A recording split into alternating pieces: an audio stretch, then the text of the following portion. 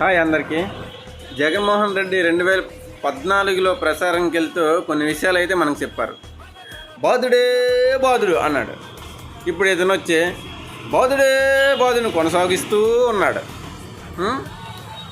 Mega DSC అన్నాడు. ఇప్పుడు ఆ మెగా డిఎస్సిని కుప్పకూలు చేసి ఉద్యోగం లేకుండా చేసేసాడు విద్యార్థులకైతే. ఇంకొకటి గొప్ప పని రోయ్, పూర్తిగా మద్యపాన నిషేధం చేసేస్తాం. మద్యపాన నిషేధం చేసిన తర్వాతే మీ దగ్గరికి వచ్చి 2024లో మీ దగ్గరికి వచ్చి ఓట్లు అడుగుతాం.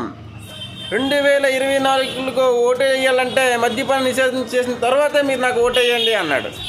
ఇప్పుడు మద్యపాన నిషేధాన్ని ఏర్లై పారిస్తూ డిజిటల్ పేమెంట్ లేకుండా అడ్డగోలుగా డబ్బులు దుబ్బేస్తారు. మంచి పని. అయ్యో, ఇదైతే మరీ దారుణం. విద్యార్థులకైతే ఇంకా చిన్న చదువులు చదువుతున్న విద్యార్థులకైతే తల నొప్పి. రాజధాని లేకుండా చేసేయండి. రాజధానే లేదు.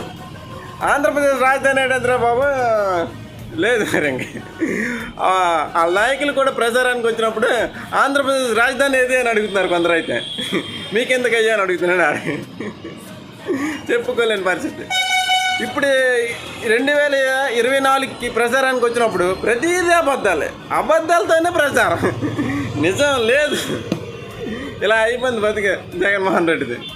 ఇంక అంతేలే, ఇంక పోతానే. సరే, పోలవరం ప్రాజెక్ట్ని ఆధారంగా చేసుకొని ప్రచారం చేసి గెలిచిన తర్వాత పోలవరాన్నే పక్కకు తోసేసిన జగన్ నిన్న సభలో పవన్ కళ్యాణ్ గారు ఒక 3 విషయాలు అయితే చాలా అద్భుతంగా చెప్పారు.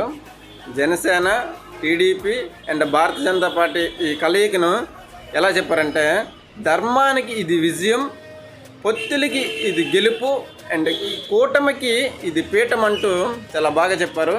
అండ్ అలాగే మనం కూడా ఈ కూటమిని పీఠం ఇద్దాం. ఈ కూటానికి పీఠం ఇచ్చి జనసేన, టీడీపీ, భారతీయ జనతా పార్టీని గెలిపిద్దాం. జై జనసేన.